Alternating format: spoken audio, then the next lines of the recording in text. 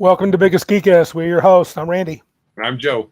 This is episode 161 of our show, and the date is Tuesday, October 17th, 2023.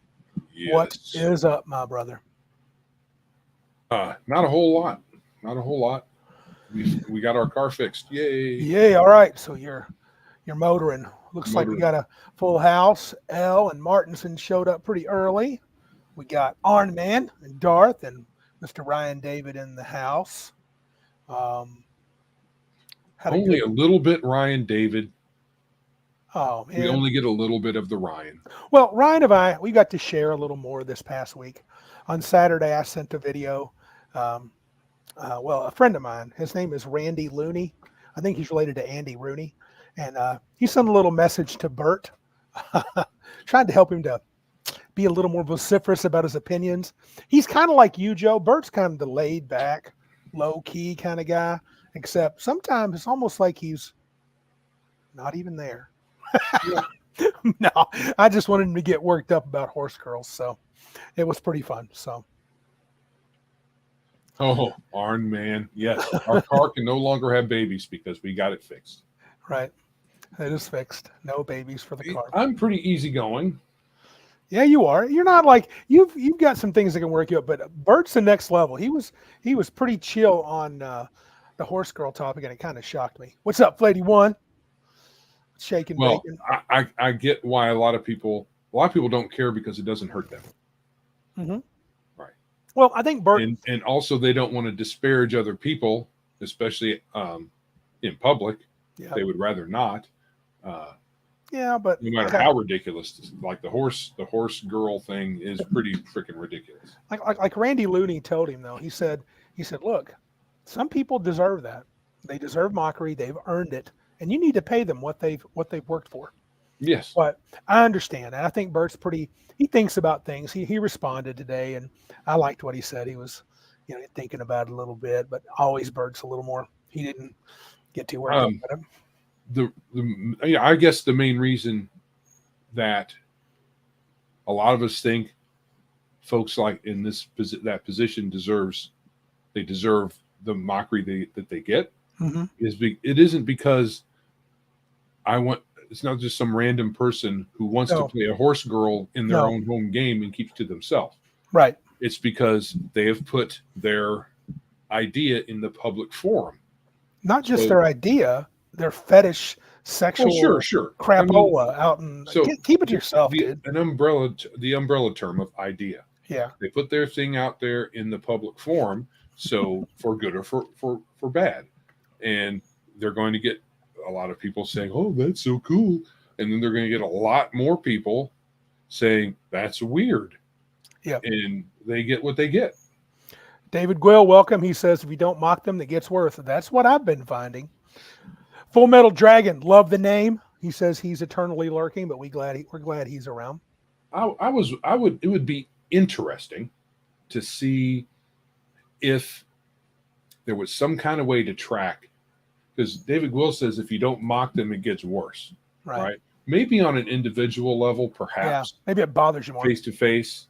But, us mocking the horse girl thing, I'm not sure that that's going to make that person do anything differently. That's true. But I think, and I'm with you because, my heart says you got to reach out to people. You don't want to be mean to them. There's no reason to be mean to them. But the problem is this. Oh, here's a stranger danger. Reactionary Principal Gaming with Mr. Max Boivin. Glad you're in the house, brother. Mr. Max. Haven't seen him for a little bit. We have Max and Mr. Max. Mr. Max and Max, Legion of Myth. But I hate to do that. But the truth is, they won't listen to reason, dude. I watch a variety of videos. Reason is a tool of the patriarchy, dude. I guess, man. No, it is. It's white supremacy. People out there will say this.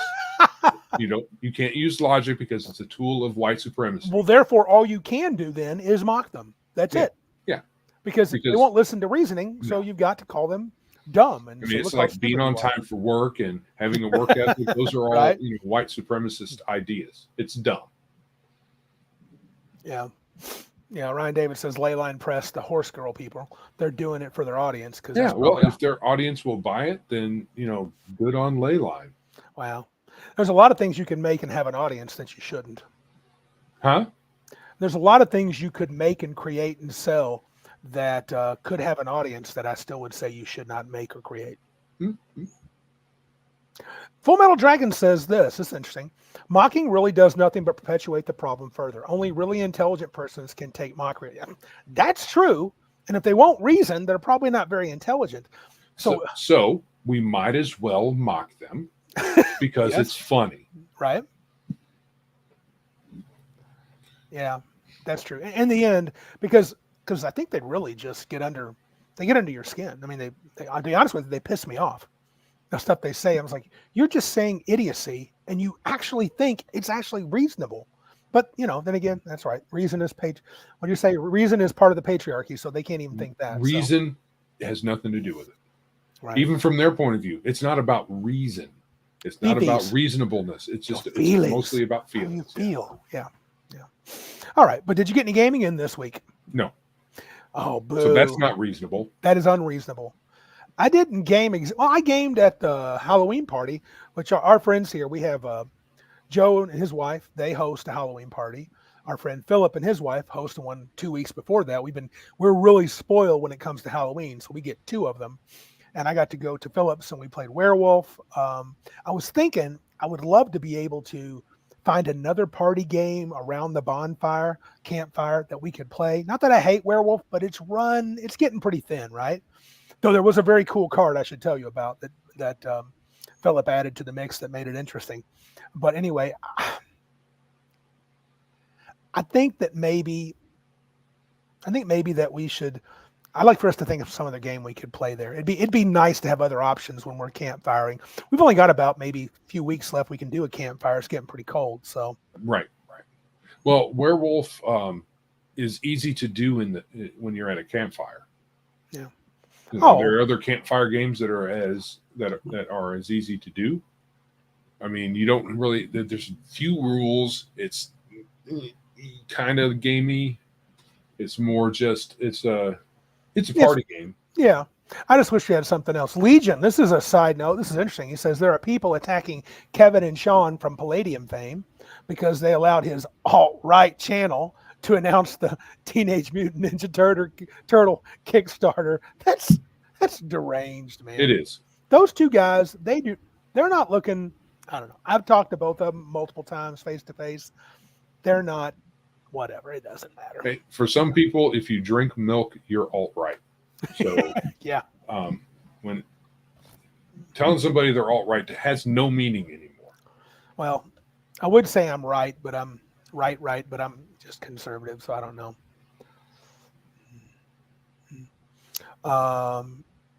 Anyway, said Legion of Mist said I sent Nerd Immersion's contact into the Kevin and Sean.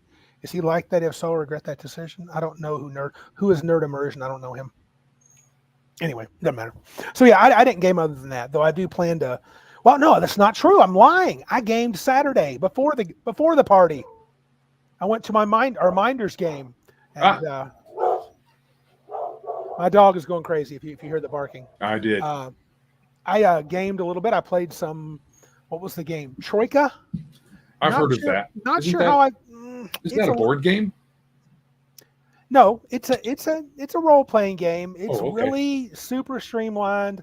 I'm not sure. We didn't get much combat in. It was a very almost a surreal setting. We were in a hotel, and the hotel ended up being just the dream of some wizard. So it was really weird. I don't know what I think of it. The mechanics are light, but it's okay, I guess. Yes. Mr. Max is backing me up. Joe is not even being hyperbolic. Milk is a symbol of white supremacy, and an article that has been written. This is the thing. Holy crap, man! The folks on that side, well, actually, people who are hyper political of any stripe, they're very easy to trigger. Mm-hmm. So it was a 4chan prank where they got some people who were obviously in some far right garb, Mm-hmm. and they kind of some folks infiltrated, just wandered in and started drinking white milk, and then they put it on the internet. Oh my And God. then some other folks said, "Oh, well, that must be because they're white supremacists." So it was a 4chan prank. I might have the precise details of it. Not, I might not have it all correct, exactly correct, but it was a 4chan prank that turned white milk white supremacists. It wasn't a thing before this. Right. So it's just, they're easy to trigger. Flady pipes in that I bet Radical High would be a fun, easy camp. Let me put it up here. Flady1 says, I bet Radical High would be a fun, easy campfire game. Just got the latest book going over them this week. Hold on a second. I need to go do something with my dog. Hold on. Insane dog. Flady says, well, chocolate milk comes from brown cows and dark chocolate from black Angus cows. Oh, that's questionable there, dude. You might want to check yourself. I'm back. I saw that one. Okay, so they're talking about that issue with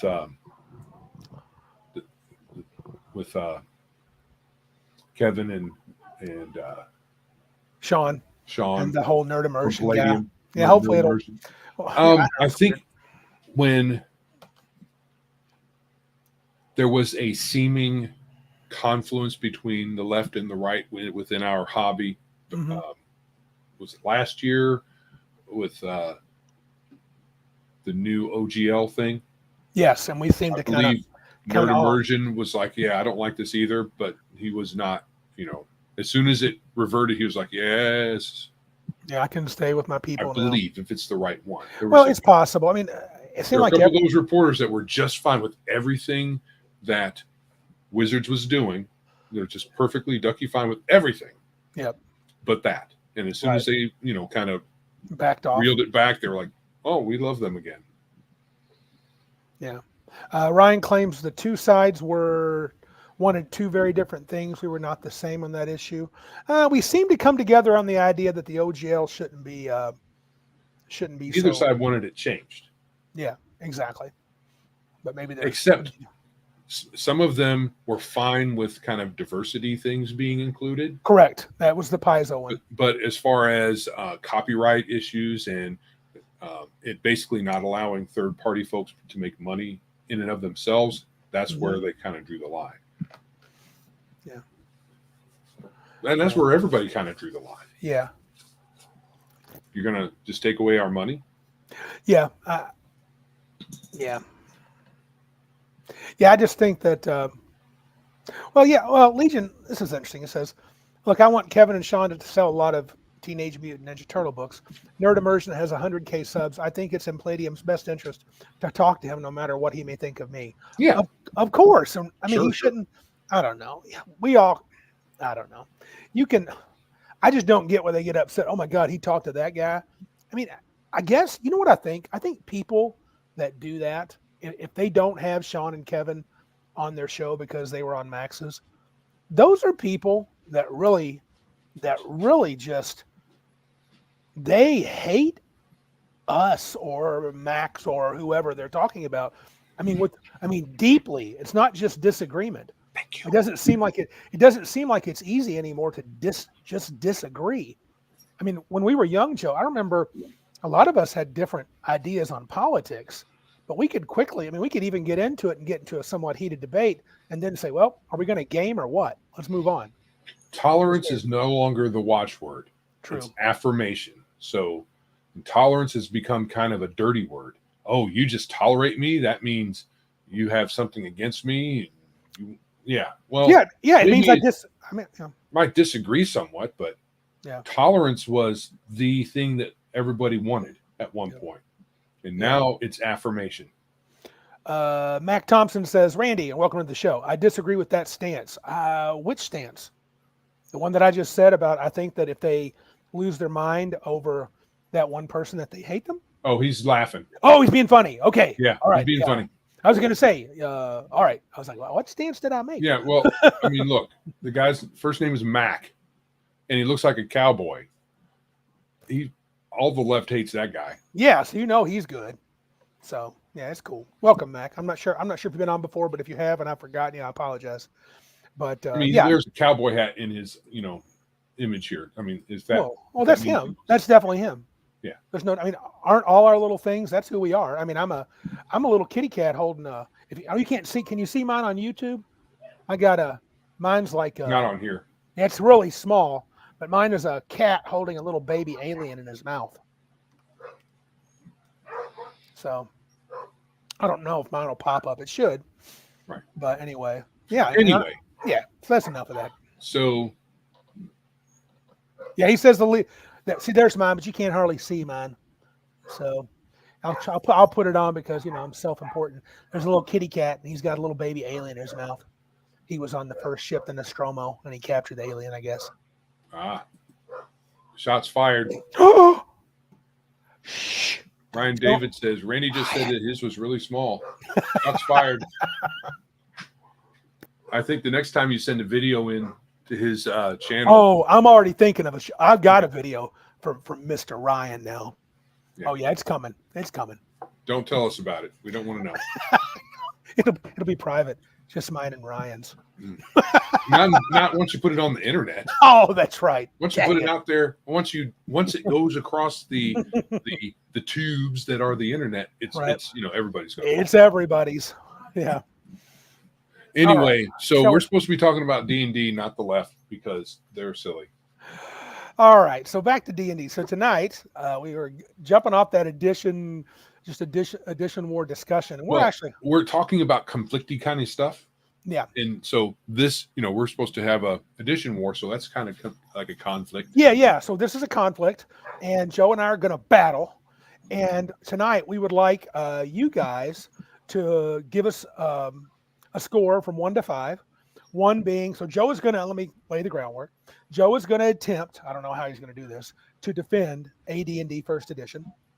And I'm going to easily defend BX or OSE. And we're going to compare them on certain. Oh, hold on a second. Yeah. Well, I totally missed that. Oh, you did? What? I totally missed that. I thought it was second because we were talking about first versus second. I was wondering why you kept first versus BX. You pulled a switcheroo on me. Oh, yeah, you did. Oh, yeah. No, look at the outline, dude. I know, I didn't. Oh man, Josh is giving Joe 5 already. L says Randy 1. Oh, we got some voters now. Try to use the arguments if you can. You can't get away your own biases, since I know most of you love BX like I do. Hold on a second. Oh no, Full Metal Dragon. We'll get to 4th edition maybe in a future episode. Today we're going to just kind of battle. We're going to fight this small battle between 1st edition and basic. Now I'm going to be using, unfortunately, so you might consider this heresy, I don't have my copies of basic and expert, but I do have Old School Essentials, which is a pretty faithful rendition. I believe the author Gavin Norman said he did fill in some gaps when things were left out. So we'll eventually get to the others, Full Metal. Don't worry. 4th edition will be hard for us to defend. We didn't play much of it, and to be honest with you, dude, we both kind of hate that. L changed his vote. Was that because I showed OSE? L, is that what it was? He had me winning, but now he's got me losing. So, but we'll see how this goes once Joe comes back. All right. Oh, he's back. Okay. Yeah, dog shenanigans. Anyway, so I believe this is major shenanigans. It was last week I said first edition and Rule Cyclopedia. BX is really close to the early parts of Rule Cyclopedia. It is close. It's technically only a basic expert. And even OSE, no matter how much L hates it, this is still OSE. I mean, there's still basic expert. Yeah. Pretty much like even says it in there. And I'm just going to believe. And if I say something that's different, L, and you can counter it with some statement, I'll listen. We're going to try to do different sort of topics within, comparison. So we're going to compare the player side. Here we go. Chat's already decided. The other's been, you're kind of up 2-1, I think. Maybe actually 3-0. So I'm just using the book, dude. Yes. Hell is being so pedantic, dude. Yes. Be pedantic. Have you looked at it? If you've not looked at it, you can't talk about it. So I'm telling you, it's BX. So, but I mean, he has added some things, tiny bits of things where they didn't clarify the rules in there. But fine, we're comparing OSE to first edition, if that makes you feel better. But it is BX. So, okay. What I'm going to say is my preference was Rule Cyclopedia and or first edition. Those are good for me. Correct. And what I was saying, and I said BX was my favorite. And so when we may not get an episode tonight, shows he's not feeling ready. No. I'll help you out. I didn't study first edition, if that helps. I just look at BX. I'm trying to defend and give the advantages of playing BX. You don't need to have looked at BX to just the basic one, Arn Man. This is the basic tone. So I didn't do the advanced. So, which you could argue, then that's something new, because the advanced version of OSE tries to bring in classes and races and a variety of other things from first edition. Yeah. Being able to Castles and Crusades, Mac. Yeah. Mac Thompson says, "What's my shirt say?" Castles and Crusades. So, but are you feeling unprepared, Joe? Should we punt and come back for another episode? I didn't change the argument.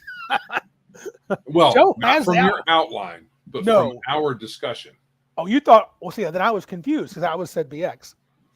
Because we've always said, "Oh, you like second edition better, and I like first edition better." You thought we were doing that, and I thought we were doing that. I just totally didn't read your BX thing here. Do you not? So, because here's my plan. We're doing it live, baby. We're doing it live, which means we may not do it. So if you're not comfortable, we can push this off to next week. I will talk some about 1E. We'll talk some about BX. That's what I was thinking, and we could just kind of compare them, and we let everybody else decide. And they're chiming in here, but they can give us a score between 1 and 5. Some have already decided, and that's completely fine. But maybe we'll get a chance if I can collect them all. I'll figure out an average, and we'll see who quote unquote won the battle, and that's fine. We'll let the chat decide that. So a score of 1 means if you give me a 1, you say Randy made a horrible defense for OSE or for BX, which is the same, and he gets a 1. And Joe did a great defense for first edition, and he gets a 5. Or you can give us a number in between, a 1 and a 5, and then we'll add them up for each one of us. I'll probably vote for you too. Why is that? Because I like that set of rules. Oh, I see.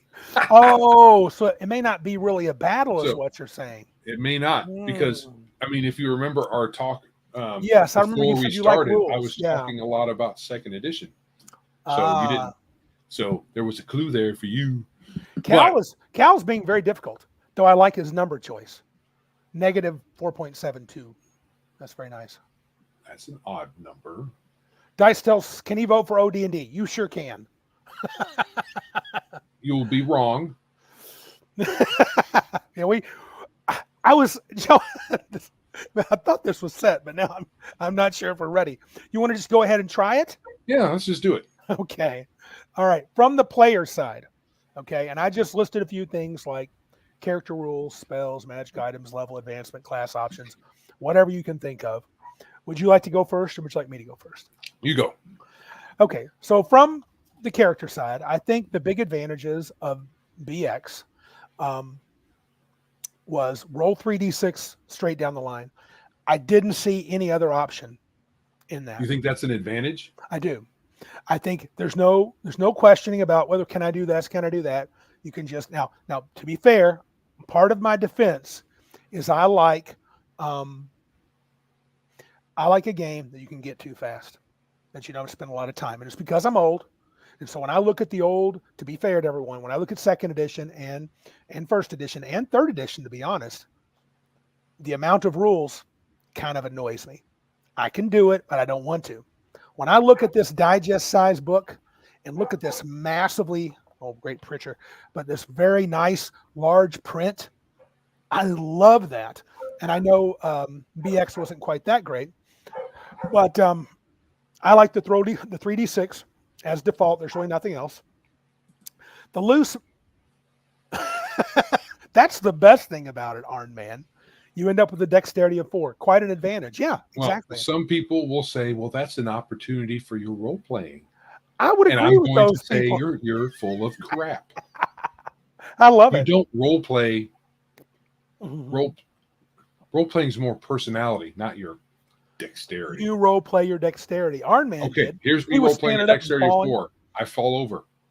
I So Iron Man kept saying, I take my armor off because I got to walk across, I don't know, the ground. yeah. That was good. He would not let that go either, by the way. um, there is a loose maximum 14th level. So I'm going to give both the warts and the positives. I think you clearly can advance, though the in basic expert, basic went from 1 to 3 and expert went from 4 to 14. So this book goes from 1 to 14. So this is where 3d6 down the line gets you. Bruce Lombardo of Dick's Division. I helped make 12 aborted fetuses tonight, as I had to re-roll for 13 characters. Planned Parenthood is sponsoring our new table. Incorrect. You play the fetus. Don't re-roll. Dudes, you live with what you roll. Love it. Quit being so weak. Demi-humans are limited, which I think is weird. And I did like the different experience point charts for each one of the classes. Because in the old edition, humans had no racial advantages except being able to play any character to any level. So that's only an advantage if I guess the other advantage is that the world was largely human. Yeah. So they outnumbered everybody. Correct. Even though the elves can live forever and have 1 million babies. But they're capped out. But they're they have one and they're like, I'm done. Yeah. Same with dwarves. There's always some kind of excuse for dwarves. A convoluted way, yeah. So there's always the dwarves and the elves birth rates are very low, and that might even be a quest for you to find out, or perhaps it's their only or some other weird thing. Well done, Dice Tales. Play with what you roll. Quit your crying, baby. Yeah. But like the elf is maxed. My hero is a paraplegic retard. That's fun to play. You have one I low rolled score. 4s on all dice. Play what you roll. You could roll 18s on all the dice. You could. That would be a lot more fun than 4s in all of them. Then you would be too good to play. Well, honestly though, you wouldn't qualify for any class, because in the older editions you had to have at least a 9. I think BX the BX rules, I think, is that the same? I think almost everything, like an elf has a minimum intelligence of 9, so you couldn't play an elf. Right. Dwarf, con 9. Everything is a cleric does not have a minimum anything, not even wisdom. So you could play a 4 wisdom cleric. That's awesome. And have no spells. And you could play a 4 strength fighter. Oh no. In BX, if you had a 4 wisdom, could you have cleric spells? Was there? I think it was just. Hold on, real quick. I'm ready for you. I know in AD&D, I don't think you could. You can, but you get a -2 on your magic saves. Wisdom affects your saving throws versus magic. Yeah. Yeah. Elle was claiming that in basic you had to have a 9 for everything, no matter your class. Okay, so that might be a difference. I don't know if that's the case. There is no. Hold on, give me a second. I may be misreading something. It says a wizard can have. It doesn't say there's a 9 minimum. And neither does a thief. So all the human classes didn't have minimums, but a halfling had to have a 9 con and a 9 dex. That's probably Gary trying to keep people from playing those demi-humans if he could. Sure. Because he didn't really like them. Yeah, Elle's claim is in general in BX, con, dex, and charisma are not prime stats. I'll take his word for it. Sounds like that's what he plays, so that's cool.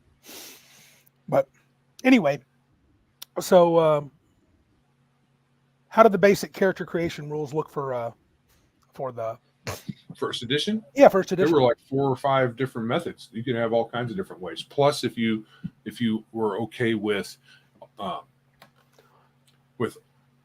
Unearthed Arcana, there were 4 methods, and then method 5 was in Unearthed Arcana, right? And that was based on your character class. You rolled a different number of dice, Right. but they also had the comeliness stat, so that was kind of silly.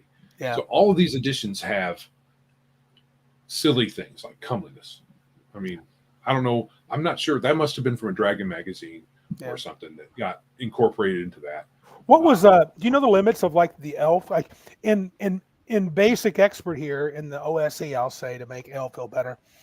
Elves were basically fighter wizards. That's all they were.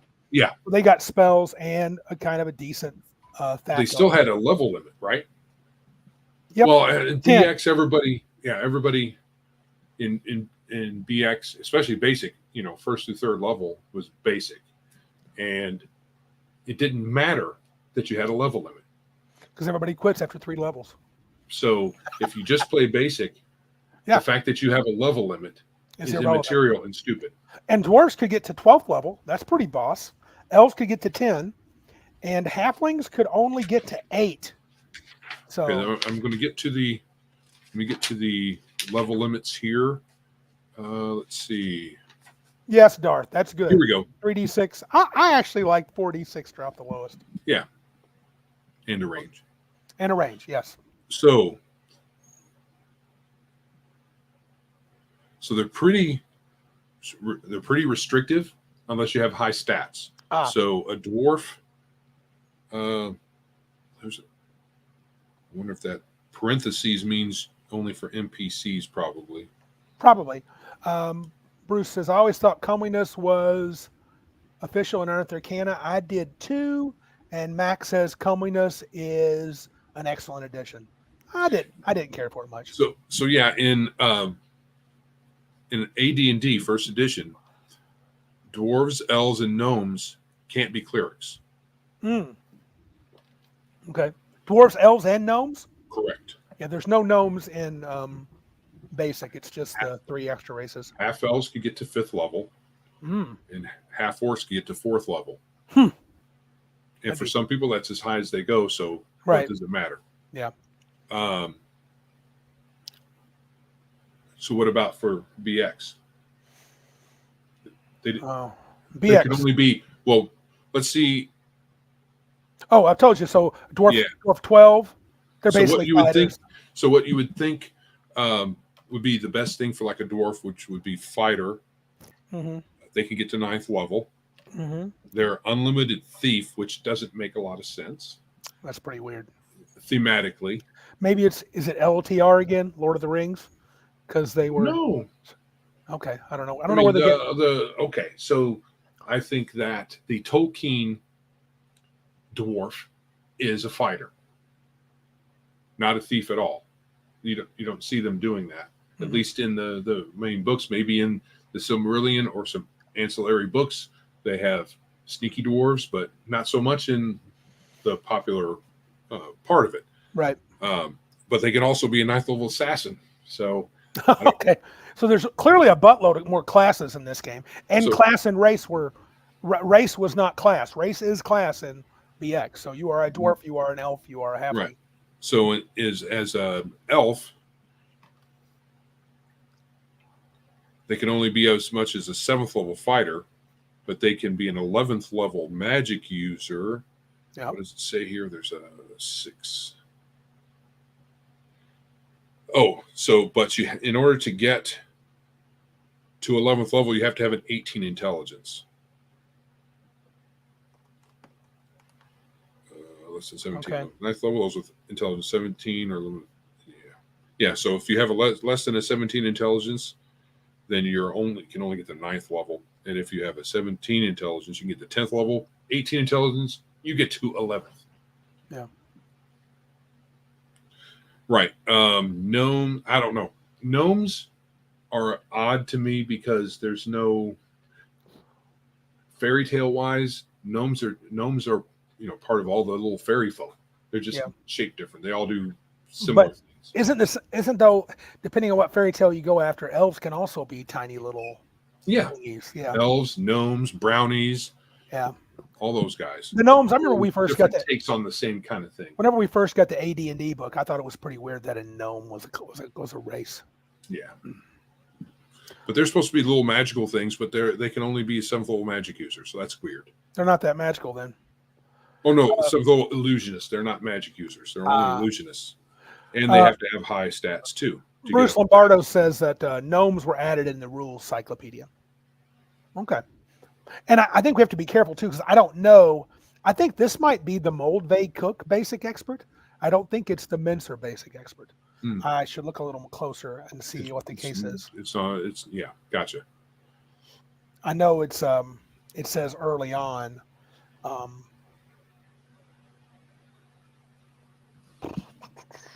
An old school role playing game styled after the beloved games of the 70s and 80s. And it's more than styled after. I mean, it looks the same. And I've heard a lot of people say it was the same, except for he had some not exactly the same, but close. No. Close enough for your. So if you played Unearthed Arcana, they had expanded levels. Right. And they added Drow too, didn't they? As an optional class. Yeah. Yes. Dark. They're dark. They're called dark elves. Dark elves. Not to be confused with Drow. Yeah, it says dark elves. Okay. Or also known as Drow. Okay. But yeah, it's weird. So in Elf, they changed that. So that was your first edition before Unearthed Arcana. So you get to Unearthed Arcana, and dark female clerics can be unlimited cleric. Yes, and they get a lot of free crap, which was dumb.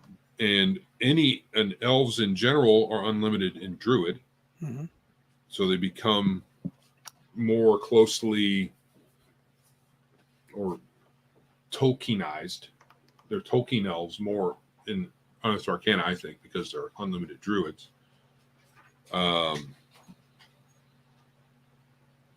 Still fairly low level fighters unless they have pretty good stats, pretty high strength. And again, dwarves are unlimited in thief. So that's weird. A departure from Tolkien influences. I don't know where they get that. I would almost think if they were going to make them unlimited, it would be something like a fighter. Right. No, the pretty low level. Well, I would probably mid. If you have a decent strength, you're going to be 7th or 8th level. Pretty high. It takes you really high strength to get above 10th. As a fighter. As a fighter. Okay. Well, of course, there's hill dwarf. Yeah. Oh, right. Mountain dwarf. Mountain dwarf. They get slightly higher. Gnomes.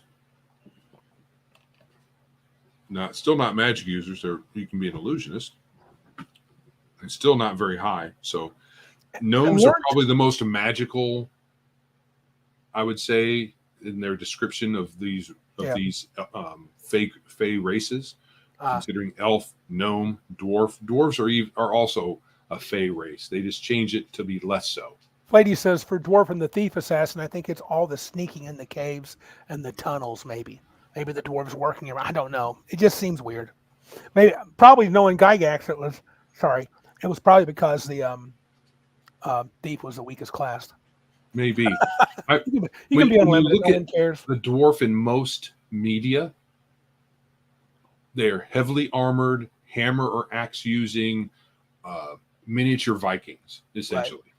So, and I don't know that that's that much. Well, I guess if you consider the dwarves from Tolkien as presented by Rankin, the early animated. Yeah, Bass and Rankin, yeah. Bass and Rankin.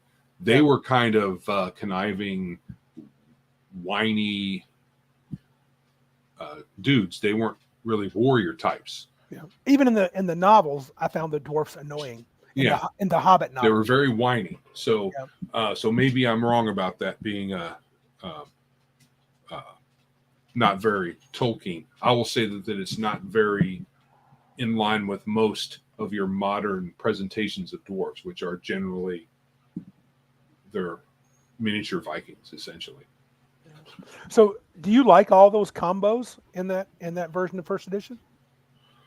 Because for me, I like the simplicity of the basic, but I mean, I do see an appeal for I want to play a gnome illusionist fighter druid. I like more options to a point, but Mhm. it could be presented a lot more simpler. Yes.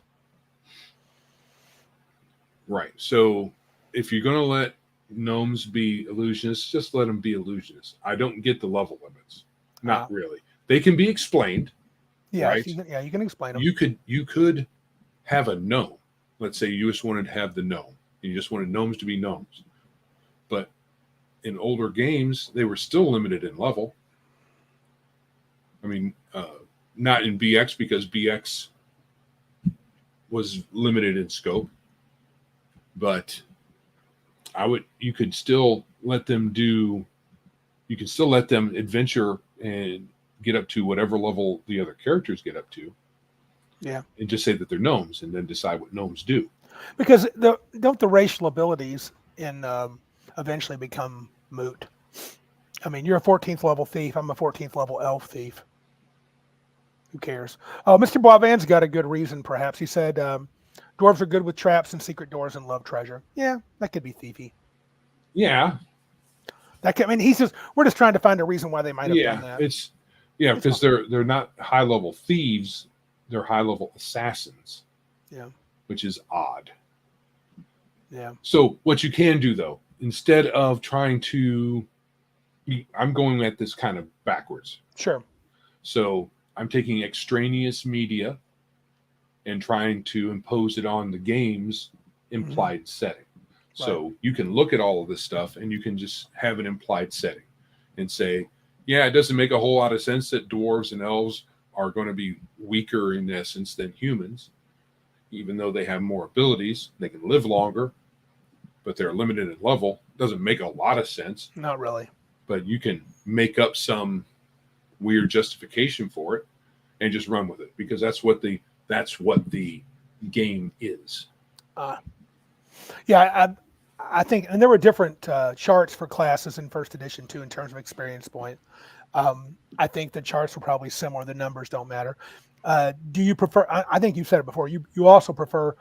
I mean, this game says in the OSE version, 14th is max, but they give a little comment, like a half a page. If you want to play higher level, you can. But even within that comment, they say, though most of the fun's below that. They basically say that. So, and they cap spells too. For them, correct. They don't. Right. They don't realize how Joe thinks. Right. And me too. Really, I like high level. I'm not sure what the deal is. I know I've heard a lot of different things. Mm-hmm. Most people say it breaks down. The game breaks down after whatever level they believe that it breaks down at. Mm-hmm. And I can get that for high level for sure. Double-digit levels or higher, depending on your edition. Yep. Things can be more difficult to run. It breaks down, I think. I think every version of D&D does break down at high level. I mean, I don't know about Basic Expert. Not played that enough, Rule Cyclopedia. But I can say that every other version of D&D does break down at the really high levels if the DM doesn't know his players.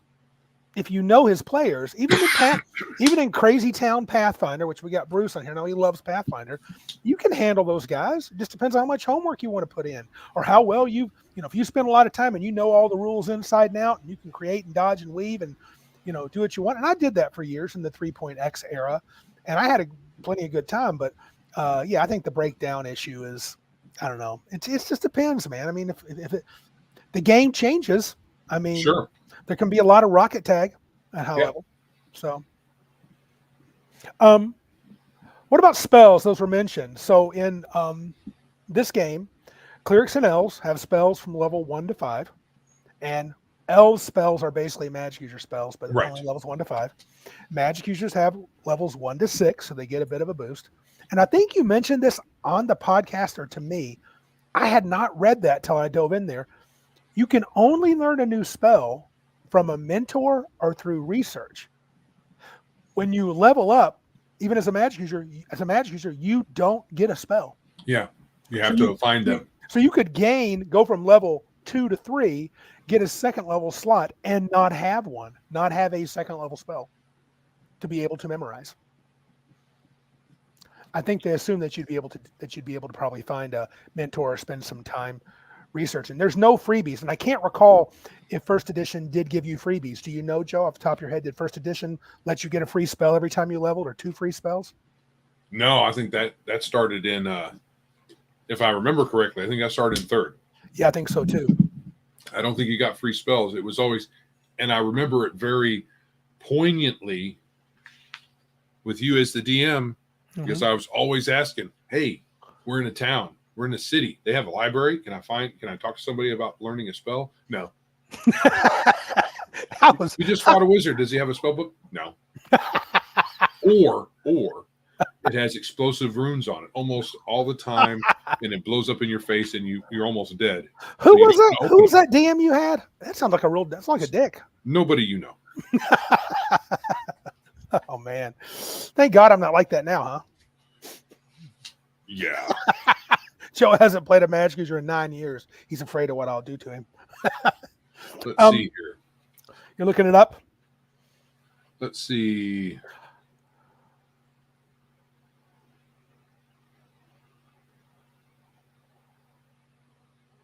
As the Magic user advances in levels of ability, a book of spells for each higher level spells which become usable. Oh yeah, and this you had to have a separate book for each level of spells, apparently. Oh, that's right. Your spell books. So you couldn't carry them around to read on an adventure. Oh, you had a traveling spell book, or was that 2nd edition? There was traveling spell books. Well, they really did try to limit the wizard like nobody's business. Yeah. It doesn't really detail it right here. It probably details it elsewhere. Flady's got it. Flady says not getting free spells opens up all types of adventuring and quests. Yeah, if the DM is willing to do that. You say that. So now it would be fine. Back in the day, Joe's not wrong. I was it was kind of a something else was funny. When 3rd edition first came out, I was in a game store and we were playing, and I was so used to being angry every time we fought a wizard and there not being a spell book. Right. And that's when they first introduced sorcerers. Right. So when we beat the magic dude and I thought it was a wizard, I was like, what? He doesn't have a spell book? Of course he doesn't. He's a sorcerer. I'm like, man, if I'd only had that, if I'd had that, I would have had you back in the day. Sure. And I think that you were happy about the sorcerer for that very reason. I was. A little bit. A little part of me was like, I can screw Joe legally. I want to go back and kind of comment on what Bruce Lombardo says. My game doesn't break down. Pathfinder does not break down. Yes, it does. Because the goalposts move, saving throws being dependent on various things. Wrong. So high-level casters versus high-level fighters are viable. Wrong. But thanks for playing. No, Bruce, I get what you're saying. You have to work at it, though, dude. Yeah, you have to work at getting fighters saving, especially the will save, to be anything. You got to spend your time on it. Beyond he said if you just redid the saving throws from TSR editions and replaced them with Pathfinder, so Fortitude, Reflex, Will, you find older editions just got fixed. You're welcome, and I do have memberships. Maybe. I don't know. Maybe. Pathfinder, there are some issues, dude. I think one of the problems is if you have to massage all the rules very heavily starting at 15th level. Or what do you got to use, Bruce? The advanced bestiary. You have to go outside of the core book.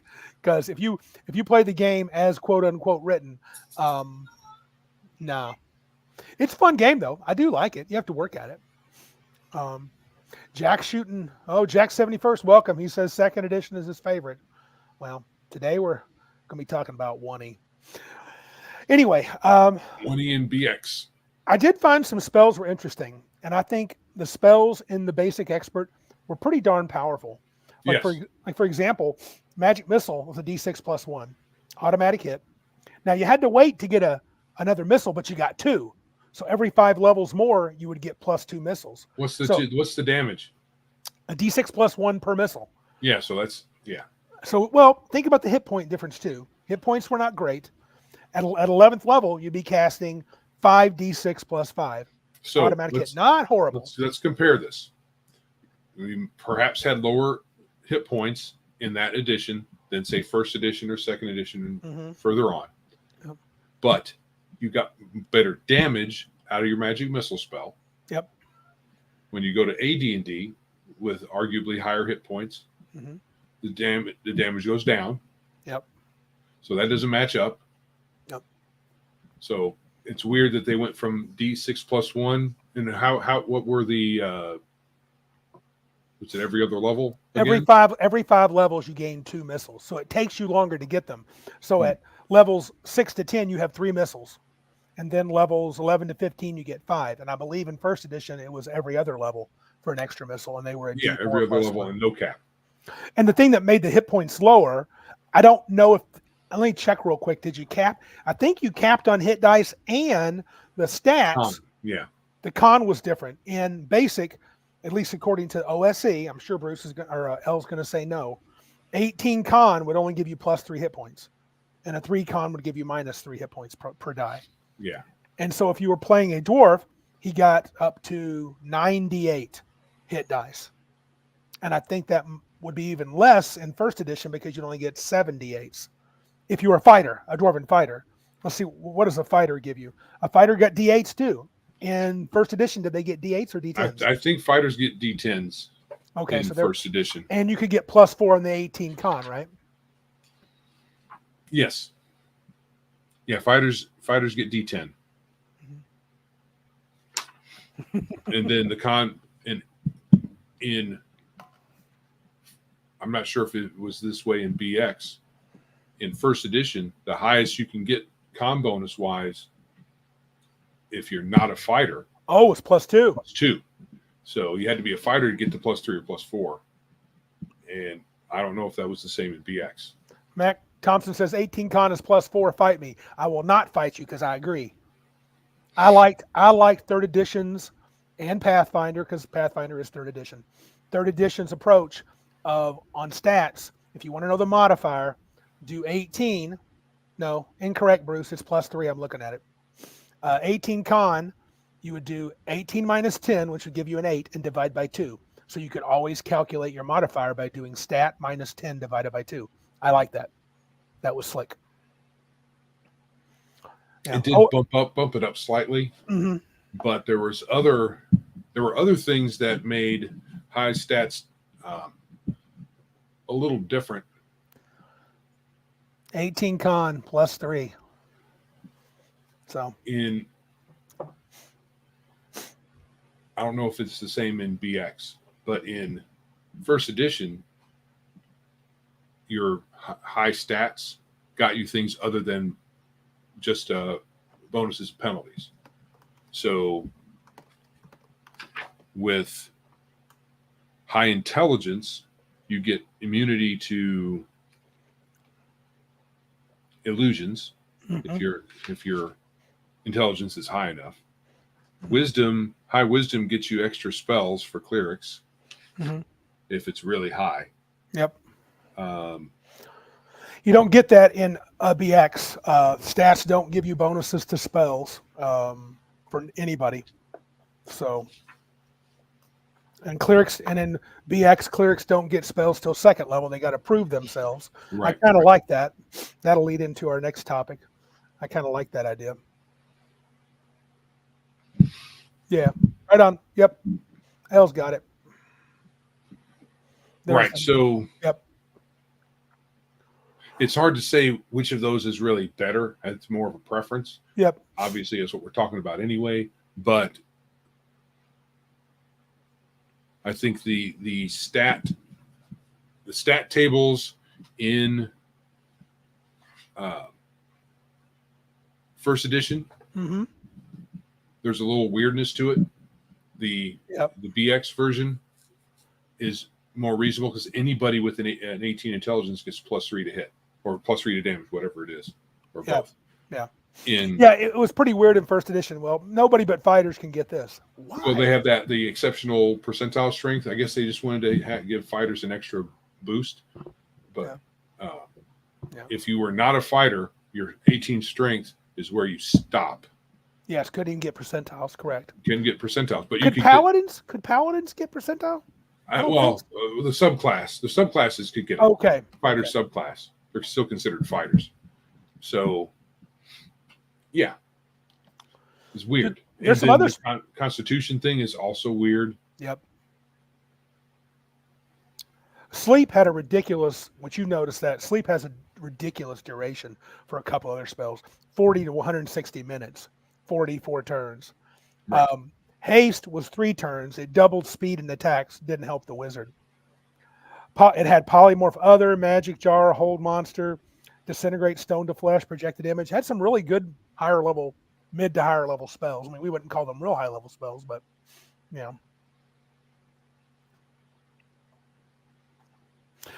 Flady says, these older versions sound less crunchy and force more questing for stuff, therefore always having something to do as you get little. Yeah, we used to talk about that. All right. Okay, hold on a second. Put that back up. Some of you guys, for free, you adventure and get experience. The stuff that you get when you advance to your next level, that's not free. Yeah. You have to risk your character has to risk his life. But he is right. You felt motivated because I remember Joe would complain about getting nothing, dead levels and stuff like that. Mm-hmm. I think there's a careful balance though. You can get a little too much Mm-hmm. stuff every time you level, and the game can get out of hand. But I get how you can look at the older games and go, man, you don't get nothing. You know, Right? Fighters don't. Yeah, Flady's right. High risk, high reward. That was definitely the name of the game. Right. So you risk going out and beating up monsters. When you get a level, you should get something for it. I guess you get hit points and your saving throws and your to hit at the very least. Those things all advance Very slowly, but they would. very slowly. Well, Yeah. sometimes they wouldn't. I mean, if you're a wizard, Right. It takes 5 levels to get better at hitting or saving. Yeah, so for a wizard, you're in BX, your saving throws don't change a bit until 6th level. Correct. And then they all drop by 2. Right. Which I've used that. I used that at Big Geek Con, and I created a saving throw modifier based on the averages of those bonuses, reversed engineered the attack roll. Instead of rolling higher than, you added 2.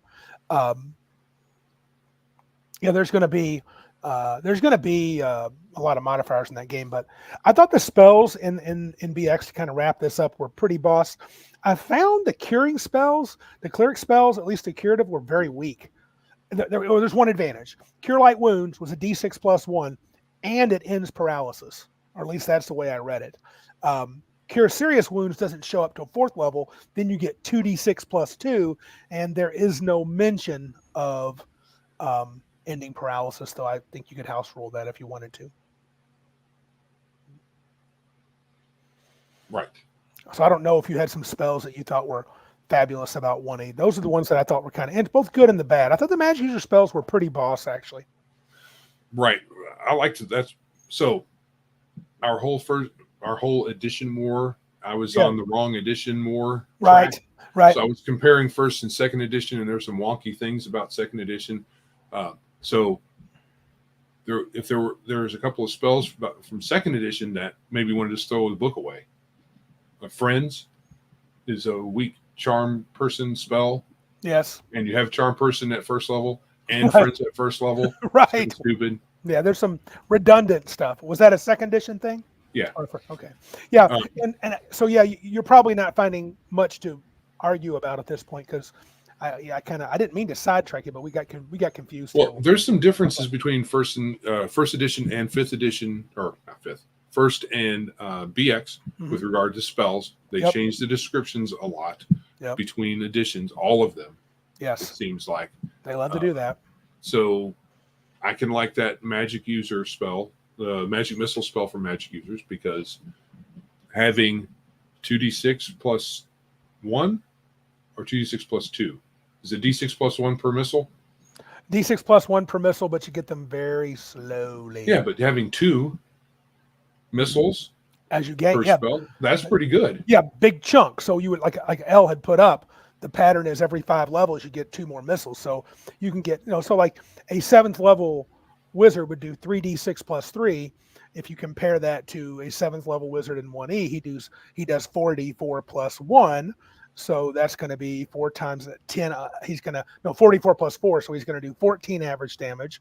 Whereas the 7th level BX wizard is going to do 3.5 times 3. So 9, 10.5 round down plus 3, 13. So you do a little less in BX at that level. Yeah, but D4 plus 1 at first level stinks. I don't care if it's guaranteed. Yeah, but D6 plus 1. D6 plus 1 is a little better because you could kill somebody with that. Well, you said you get 2 of them, though. No, at first level, you only get 1. Oh, yeah. I thought for sure you said you get 2 missiles at first level. No, you get 2 when you get to 6th level. So, yeah, okay. I mean. So it's marginally better. Actually, first edition is marginally better at 7th. I'd have to do the math to check them all out, but. Right. I'm saying D6 plus 1 is marginally better than D4 plus 1. I agree with Mac. Mac says magic missiles auto hit, so it shouldn't be too powerful. Then, I mean, D4 plus 1 damage is often negligible.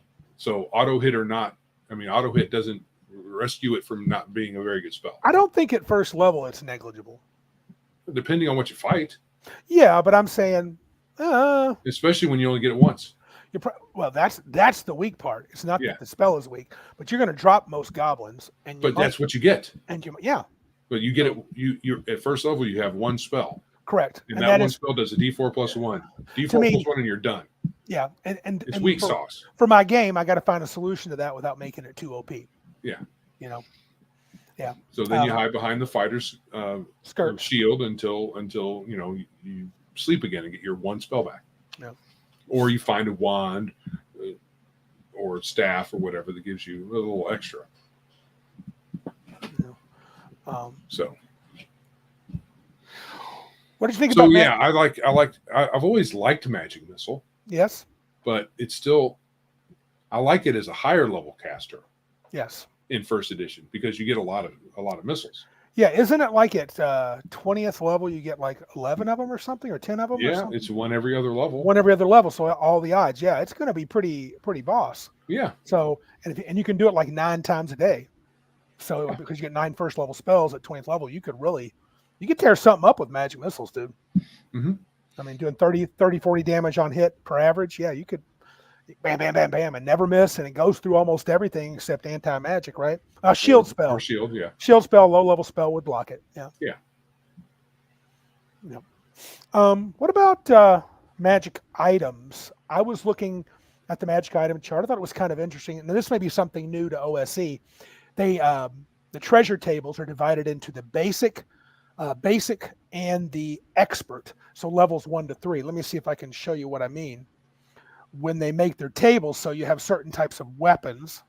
So here's a weapons table. Let's see if I can show this on here.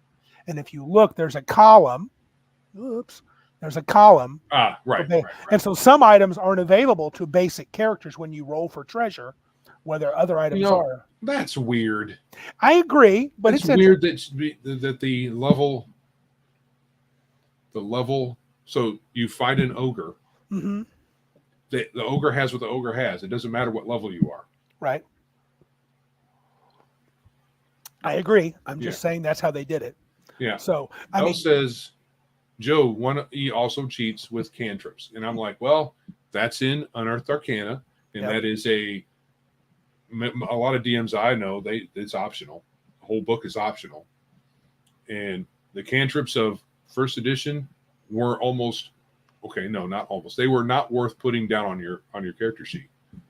I can't tell you how many times I wrote them all down and then never used any of them. Right. I mean, they were pretty lame. The cantrips were lame in first edition. You couldn't do anything significant with them.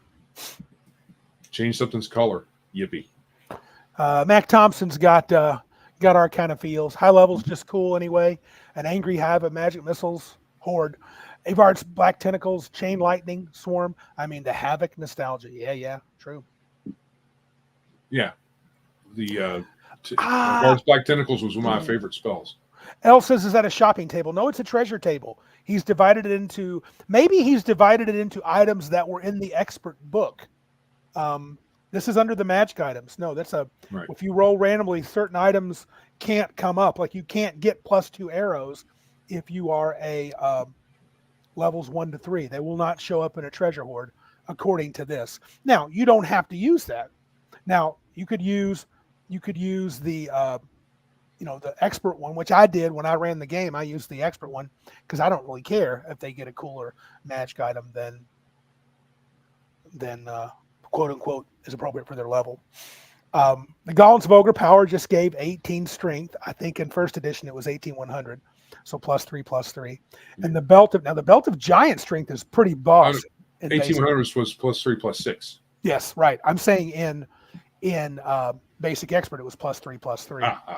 You got 18 strength. Now what was awesome, the belt of Giant Strength was cool because it says gives you the strength of a hill giant, but the way they translated that is you got the attack bonus of an 8 hit dice creature. If you were higher level, you got yours, and you either did 2d8 damage or double your normal damage.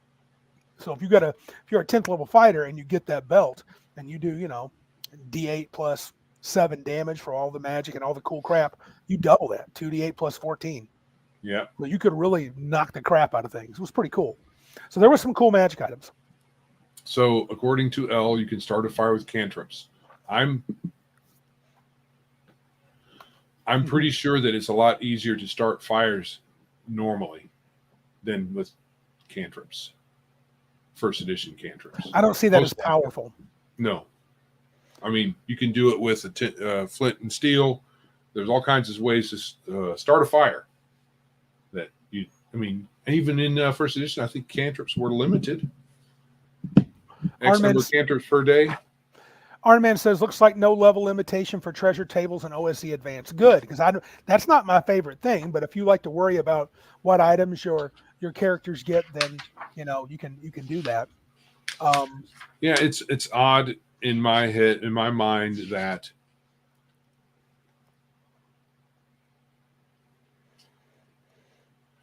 a monster would have different treasure depending on what level the combatants were. It's weird. I'm with you, Darth. I think you have to be careful. I don't think cantrips should be able to do damage. Darth says they're used to teach magic and should be nothing more than usefully daily use, like cleaning, repairing clothes, lighting candles. Yeah, I agree. I think that was the initial intention. I think cantrips were meant to be pretty minor in first edition and second edition. They weren't supposed to be a damage type thing. I think in third, you had some damaging cantrips, but they were weak. And in fifth edition, your cantrips are pretty dang good. Yeah. It all depends on what feeling you're trying to evoke in your game. Sure, you can, when you say cantrips are supposed to be this, well, that's an opinion. Yep. And in first edition, that is the correct opinion.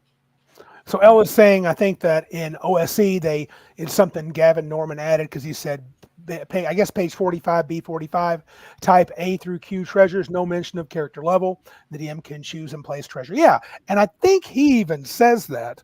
I don't think he says you have to use those particular charts. And even if he did say it, we all know what we can do when someone says you have to do something. You can say, no. And so, but he does list them that way. It's just interesting. I think it's kind of probably a modern take in the game. So he got a little wrinkle in the magic item section. Go ahead. So the cantrip thing in first edition, which is in Unearthed Arcana, which I'm pretty sure came from a Dragon Magazine article in some shape or form. Mm-hmm. So a first level wizard can substitute out his one first level spell for 4 cantrips. So I don't know why a first level wizard would ever do that. When you're in town, maybe you're not going to be casting magic missile at the bartender or anything like that. Well, normally, but when you're out adventuring, you're not going to be replacing any of your spells with cantrips until you have spells to burn, which it's going to take a while. It's weird. Yeah. L's got to bring this up again. That's okay. I'm going to let him. That is why OSE isn't D&D. It's some guy's house rules, like every OSR product.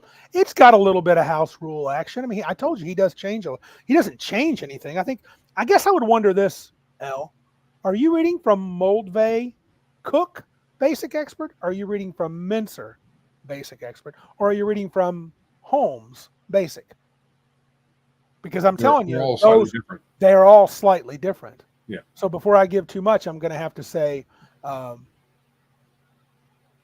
think you got to be careful. Which one are you reading from? Yeah. Right. And here's a first edition spell that I may not have read very clearly. Okay. But it's actually pretty good. Yeah. Push. We never really thought that was great. The first part of it, if you just read the first part of it, like the first half of it, yeah, that's your impression. The second half of it, if they fail a saving throw, they don't get any attacks that round. So you can have that spell memorized, and it's a good support spell. It doesn't do damage or anything like that.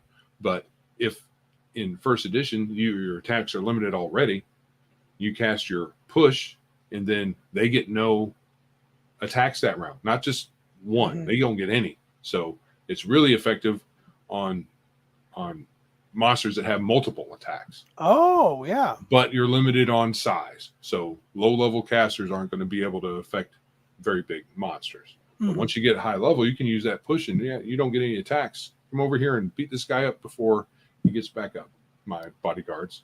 Right. So L says he's reading from Moldvay. So, okay, fair enough. It doesn't matter to me, and this is close enough. Most people I've seen have said OSE is a very close rendition of Basic and Expert. Choose your poison. If you have to be true in every aspect of D&D, fair enough. This is good enough for our discussion. It doesn't make a big difference. It does talk about mixing potions, which are interesting in the magic items section. It says drinking a potion which already under the effects of another potion is dangerous. Here's two possibilities. You can get sickness. The character is completely disabled for 3 turns due to sickness. Cancellation. The effects of both potions are canceled. This rule does not apply to potions with instantaneous or permanent durations. Oh, you may get both. You get sick and they're canceled. So if you drink a fly spell that has a duration, along with drink a fly potion followed by a potion of diminution, you will get sick, and you will the two things will cancel. You will get sick, or you could get sick. It does say you will. It says the character is completely disabled for 3 turns. Oh, so that's different from Winnie. Winnie, there's a chance that will happen. And there's a missability chart There's too. a table of different things that can happen. Yeah, and you can say that it makes sense. I agree. I think sometimes the use of potions. Oh yeah, true. I agree. Bruce says all tables have different rules and settings. Do not forget what Gary told you. Right. Rules are guidelines, right? But I'm trying to follow. Again, I looked this up, and a lot of people say it's one of the more faithful Basic Expert rules that are out there. But again, I don't have them all, so I don't know. But I thought that was interesting. Now, their potions are pretty great. In general, the potions last 6 turns. Potion of Speed was fabulous. It's like haste. And they had lots of like rings of controlling this and rings of controlling that. Even rings of controlling humans. That's what makes the older edition magic items, I think, a little bit better.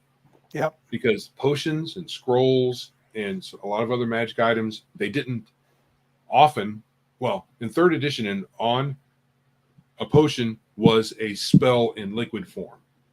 Yes. Often in 1st, I'm pretty sure 2nd, in the older editions as well, potion could be anything. Yeah. It's not limited to what a spell can do. So it's kind of odd that they did that. Scrolls the same way. There were all kinds of weird scrolls that you could get that did things that you didn't have a spell for, and you didn't necessarily. Well, I don't know. Where scrolls had to be read by magic users. Yeah, I think so. Believe. I can tell you a second. Even the ones that aren't spell scrolls. There were some pretty simple protection scrolls. All characters could use protection scrolls, protection from magic. And spell scrolls, I think you had to be a certain use by spellcasters, arcane, written by only, yeah. So you had to be the certain type, either an arcane or divine caster. He used words arcane and divine, which are more Yeah. modern. He did have the staff of power, and I wonder, I would love for Elle to check this for me. Was there a staff called the Staff of Wizardry in old school D&D? Because there is one in OSE.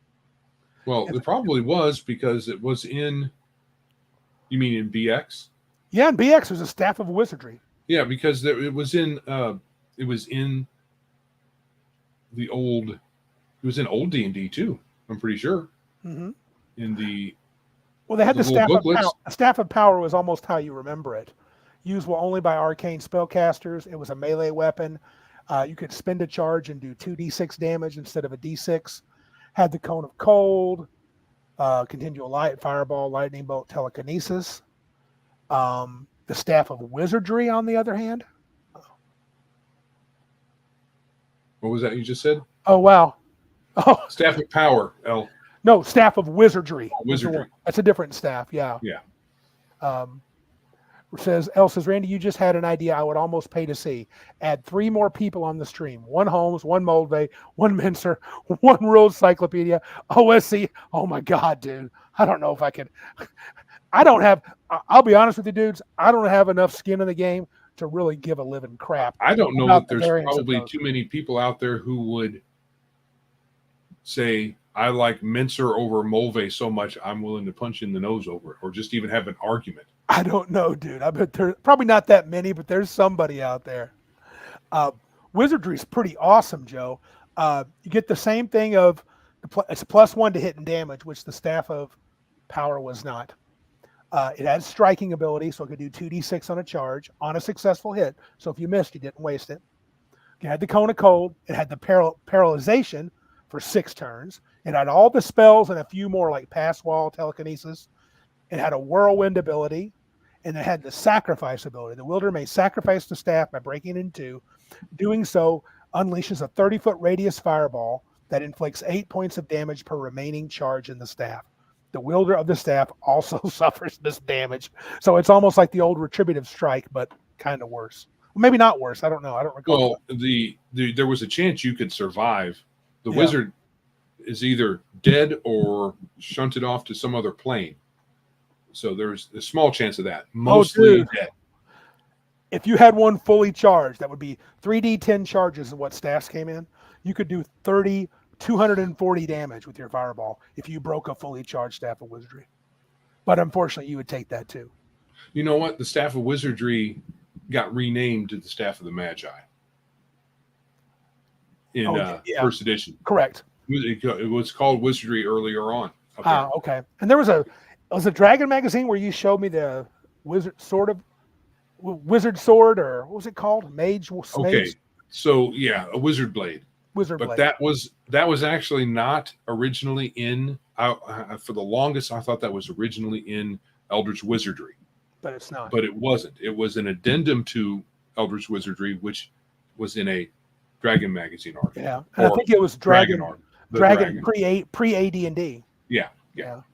Because there were Bruce- several articles, several addendum articles to the various different books of old D&D that people were like, here's my contribution to this. It was written in the same format and all that, and it was presented in the Dragon magazine, or the Dragon at the time. So they didn't call it Dragon magazine. So Elle says Staff of Healing was the only staff in Moldvay. So this must be the expert set, which wasn't Moldvay. I think it was Cook. I can't remember. I don't know it all. But anyway, thanks, Elle. Bruce says, I'd love to see Randy's 5 priors of basic. What does that mean? The Go thing that around- you just said, that you were just reading, the 5 Oh. different basics. Sing Christmas carols on YouTube, but each verse is a little different from each person. That would be cool. That would be cool. We may have to do that. I will, Mac. If Joe will do it, I'll sing. On the No one wants to hear me first day sing. of Christmas. Yeah, I'll do it. It My won't wife sound likes good. to hear me sing certain songs to her because they make her feel good. But Oh, apart from that, nobody wants to meet. I have a 0 voice. Joe's has the good voice, so if he tried, he probably could learn to sing. I could try and never be able to sing. So, Doesn't mean I wouldn't do it though. I'm not bashful. So Right. anyway, but no real class options in the game. Magic items I thought were pretty boss. Yeah, none of these. I don't think any of these versions had. Joe sing soft kitty. I don't know that one. Soft kitty, warm kitty, little ball of fur. Yeah, Big Bang Theory. No thanks. Dude, look, Joe. Bruce would super chat us. He can't though, can he? No, we don't have We don't have enough people. Yeah, Get your people to subscribe us and love us. Yeah, I can't. There aren't any real class options. Mhm. I mean, you have different classes, but there's no customization within classes in these editions of the game. That didn't start. I guess the class kits, Yeah, the complete books, that was first edition, right? Or was that second edition? that was second. The Okay. kit books, yeah. So the kit books were really the start of customization.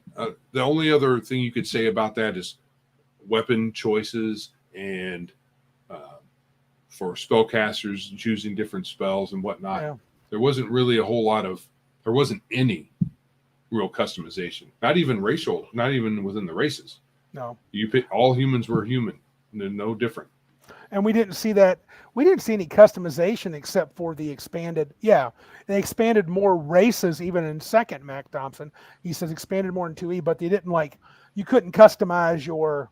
Well, you can multi-class, and there was. I don't know if there was any mention of multi-class. I guess that would be in this or not. You could multi-class and you could dual class. Those were your customization options. Oh, Bruce is trying to push us to the rule cyclopedia, but that's a different version of the game. We're not talking about rule cyclopedia. But I understand what you're saying. You're not wrong. We wouldn't be having a war if we were talking about rule cyclopedia. Right, Joe would be. I agree. I agree. I agree. Although I will have to say that on the surface, the rule cyclopedia weapon mastery charts are interesting, but I think they're overly complex. Yeah, I agree. For that game, They're pretty fiddly. They're very fiddly. Yeah. Yeah. What about the last thing then here? We're I don't know if it's the last thing. It probably is. What about long-term play versus one shot? I'll let you go on this one. Do you think? I don't see there being any difference. No. Oh, I guess no, because even first edition characters can be rolled up really fast. I agree. I think they can. I think you can. I do feel like maybe the basic game, and probably because it is basic, you can explain it a little faster because an elf is an elf is an elf is an elf. There's nothing to choose. Like you want to be an elf druid, and there's so many classes. I think 1E can have a bit of a. I don't think it's huge analysis paralysis, but it is a little bit.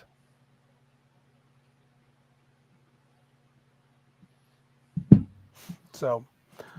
Yes, Bruce. We're serious. We're serious.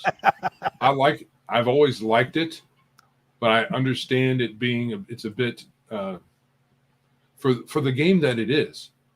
Everything else is really simple, and then they throw in these mastery rules, which kind of even wizards can get it. Can be not as much, but you can have a wizard that's a staff master, and it doesn't matter all that much. Who cares if he gets +3 to hit? He's still going to miss everything. But Bruce also he's a Pathfinder guy, so he doesn't mind fiddly. He likes fiddly. Yeah. Every little +1 counts. So yeah, that's cool. Nothing wrong with that, Bruce. I was there many years. Nothing against The other thing, if you really used those mastery rules, you wouldn't hardly get very far.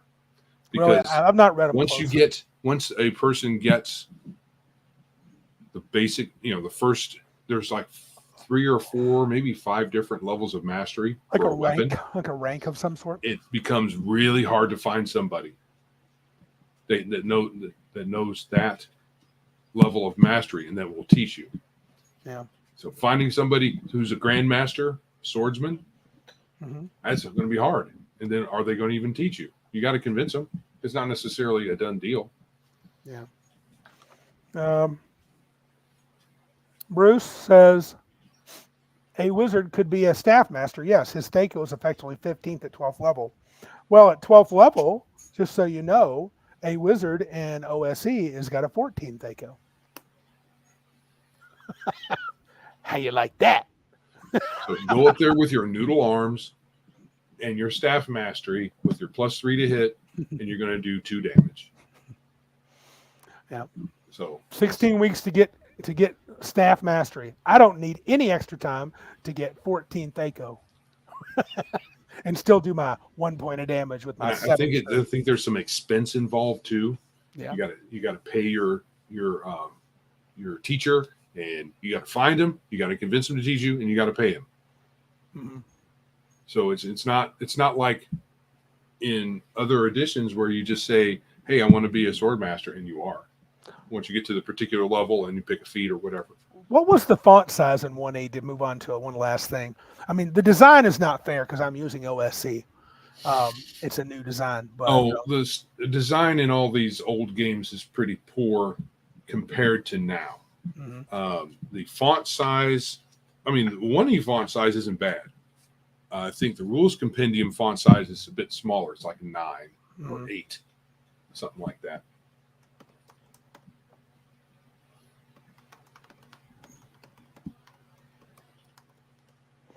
Okay. All right. So why don't we have people, unless you got more to say, I have nothing else I want to talk about. I think I've mentioned, I like it for simplicity. I like for the fact that the magic items are cooler in my opinion. The spells are cooler. There's a lot more openness to the rules. You can even play things like, I don't know, OSE instead of BX, and they give you ideas for variant ways to manipulate the game. For my money, that's superior. And it's, for my money. Well, how would you summarize yours? I would say that probably for the most part, most of the magic items in BX are in 1E and are probably better.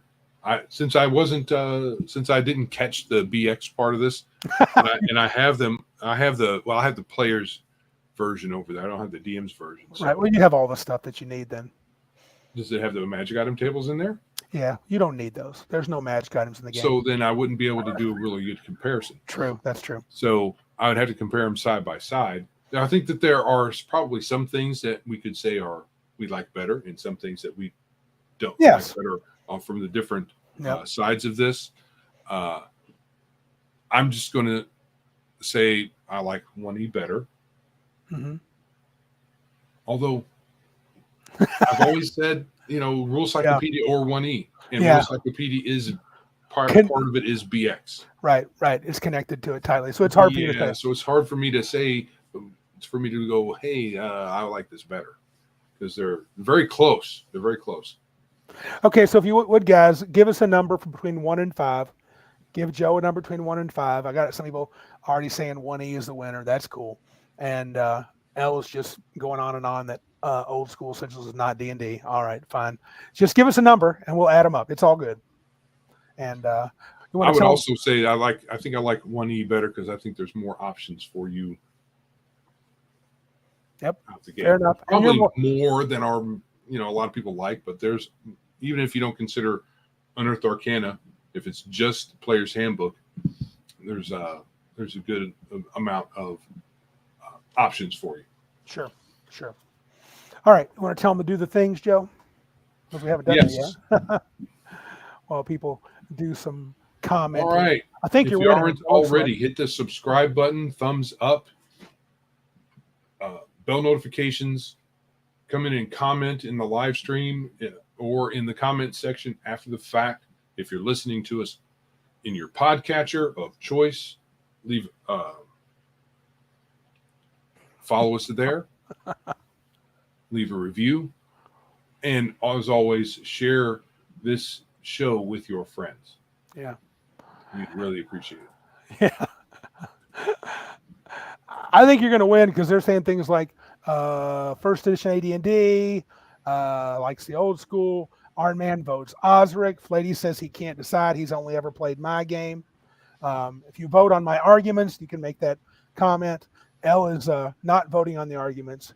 He's voting on the default assumption that I can't use OSC, period. So that's okay, though. He's allowed to do that. We might want to redo this Mhm. with our actual, like, I'm a fan of 1E, you're a fan of 2E, Mm-hmm. and we do our edition more on that front, Mm-hmm. or we Mhm. we revisit, Sure.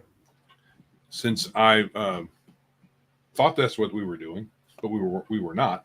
Then I can actually do more side by side comparison, and I Oh, might find that it's a wash for me. yeah. I think you're putting words in my mouth. You said, Randy did say you can't have an opinion if you've never played it. I don't think I said that. I said Flady said that. He doesn't have an opinion because he's never played them both. Well, you did say, if you don't have the book, can't really say much about it. Yeah. Which is fair. Well, I'm saying you. Did I? You can't say much about it. Yeah. Well, no. Is that how I You said can it? say that the book. You can this say book isn't that book. This set of right. rules isn't that. Set of rules. L can say that I'm not talking about D&D because it's not an official D&D book. That's fair. Okay. I was saying L doesn't have an opinion because he's claiming it's 1E because my game that I chose, the particular book that I chose, is not D&D. That's what he's saying. So I'm not saying L can't have an opinion. I'm saying L is voting 1E, and he said that already, that it's 1E because, let me find it. 1E wins, it's real D&D, not someone house rules. Can't compare the sets of house rules, which you can, but that's okay, L. If you can't do it, I understand. That's what I'm saying. I'm not saying a person can't. I'm saying L is claiming he can't because it's not D&D. That it's not the Dungeons and Dragons game. It's a house rule, and that's fine. I don't understand the difference here. You can have an opinion, so, but it's good. It's good. Sounds like 1E's the winner, so that's cool. So we'll go on and we'll compare. You say maybe in the future we'll compare 1E and 2E, and I'll be sure not to use a clone, so we can actually use the books. So, and I will take 2E because that is what I prefer over 1E. So, fair enough, L. He says from his viewpoint, he can't give a fair assessment because he can't assign points. That's okay. No one's assigning points. They're just saying choose. Choose and perish. Yeah, no problem. I'm not angry. I just don't. I wasn't sure I'd said that way, but apparently I had. It wasn't heard the correct way. I understand his reasoning. It's not lost on me. All right. So we're going to skip into the Last topic. Yeah. Dynamic of weirdness. Yeah. So I was thinking about weirdness, which is another topic we revisited from time to time. I've been doing a lot of it recently, and D&D weirdness in particular. And it's 9:03. Should we dive into this or not? I don't think it's going to take us all that much time. Okay, sounds good. So I thought, and it's kind of the cleric deity dynamic. I thought it's kind of weird. Not that I won't follow the rules, and I'm not arguing the balancedness or the fairness of the rules, but I do, first of all, find it kind of weird that a cleric would pray for a particular spells that day in case he wants to use them. Could I please have 2 Cure Light Wounds and a Speak with Dead spell, right, for today, just in case I need them. And the god would grant him the power to do that, just in case. I've always thought, especially in my late first edition days, is I thought it would make more sense for him to call for the power to do something at the moment. You know what I'm saying? So he would literally just ask for the spells that he knows he can. Now you could argue, well, he could ask for anything, but that's something that would make the game unplayable. But you could let him say, you could ask for any first level spell you want. And I know for a while, I don't know if it was first or I think it was second edition, I let clerics cast on the fly and just pick whatever spells they could say. I asked for this first level spell. I got 3 slots first, 2 slots second. So they were kind of like sorcerer clerics. And to be fair, they probably were too dang good. The thing that you would have to do really thematically, I think, or from an in-game perspective, is to say that there is a specific chant or incantation that they have to do, because So you're Just asking for the power to do a thing mm-hmm. is more open ended than the game really is Sure. is allowed. So I get the weirdness. Yeah. It makes more sense that the cleric would be able to just call him what he needs when he needs it, as opposed to a wizard who you could say that the cleric isn't taught magic, Mm-hmm. but is granted magic, whereas the wizard learns magic and it's under his own power, or however you want to state it. So the power of the wizard spell comes from the wizard. The power of the cleric spell comes from the deity, which you would think that the cleric's powers would be a lot more powerful, but they're not. They're on the same level ish as the wizard. Yeah. Mac Thompson says this. I think it's interesting. He says, this is fun. My humble opinion is this. I play a lot of clerics. Is that clerics pray, do rites, sacrifice, sacraments, rituals, so on and so forth, as their deity requires, but they pray for divine magic. And then he uses a spell point system. I thought about this. This, as you were talking, Joe, and as Mac did that, I was like, what if, and that's the thought Mac was saying this, but he wasn't exactly. What if you pray for this divine power for the day? So you're just building yourself up. You're psyching yourself up. And then you have to memorize the rituals that affect what you need to do, because you got all this energy, and you would use that and you would release it in some sense through the memorization rites of all these spells. If that was the case, then it would make sense for clerics to have prayer books, right? Perhaps. I think it's. I don't really like them to be too much like wizards. Mm-hmm. Like Mac is saying, it's Yeah, weird that I agree. They're two different things. So, but as their spells are all written the same way, they're all presented the same way, and often do exactly the same thing. The way I think you can explain it from the perspective of the game is, it's not that the cleric prays for and says, "Hey, God o' mine, I want these things just in case I need them." Right. I believe you could present it in a way that they do their rites every morning, sunrise or whatever it is. And that's what they're supposed to do, being a cleric. Right. And if they don't do that, they don't get granted their spells. It's because it's a routine that they have to follow. It's an observation that they must do to for the to be able to perform their granted powers. Right. I see. And then their God bestows power on them. And then what they have been taught to do up to the point that they have their experience of their level, their only first level, and depending on what edition we're talking about, they may not even get any spells. But let's say they're third, fourth, fifth, whatever. They get they do their rites. The God says, "Okay, you've done your thing that you're supposed to do. Here's the power that you're allotted." And allow them to, that would, and several folks in the chat are talking about spell points being good. You could then, if you wanted to change clerics, you could let them have a spell point system where they would burn, and they wouldn't be picking specific spells. I want to answer a couple of these comments. Well, the way that the third edition differentiated is, I believe, is some of their spells were spontaneous. Yes, they could. A cleric could exchange any spell for a cure spell. Right. So you never memorize cure spells. Right. And that they didn't have spell books. They just had access to all the things that a cleric can do at their level. Correct. Right. And then they could, the God says, "I'm granting you a modicum of power." And then they decide what they're going to do with it. So they don't give them the specific spells. They give them the power to use them. Yeah. Elle says a prayer book, reading a verse from a Bible is a spell. No, what I was trying to say was, and I'm not saying I would do this, I'm saying you could have a cleric have a prayer book, but I think their prayer book would contain all the spells that their God can grant.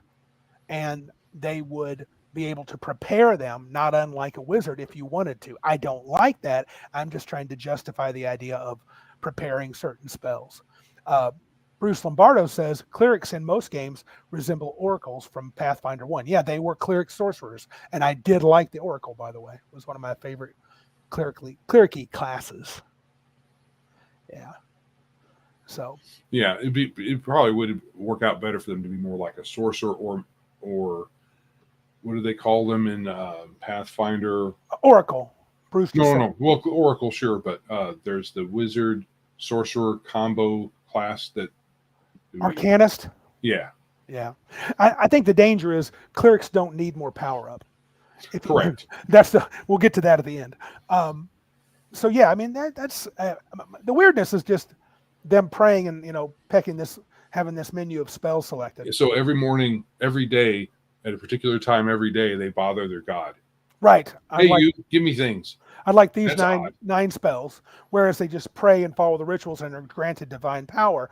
That divine power is like they're full of divine power, and then they just burn spells, and that goes away. I think it'd be even better as a concept, conceptually for the cleric, that when they become a cleric, they are granted the power of the cleric.